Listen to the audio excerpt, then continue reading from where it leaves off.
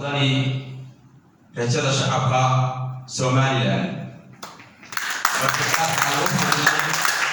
beelahaan iyo xildhibaanahaanba sida qiimaha leh ee mugale ee ay noo soo dhaweeyeen ee aan lameynta xisbiga noogu kala harin ayaan aad iyo aad ugu mahadnaqayaa xisbiga. waxaa kaloo mahadnaqayaa tartan badan oo reer ahaan aanu galnay odayaashayda uqaasha iyo salaadiinta iyo siyaasiyiintuba ay ka mid yihiin ee ii gartay maanta anigu inaan isu taago golaha baarlamaanka doorashada soo socota oo ay iga sharaxaan oo ay ii garteen mar kale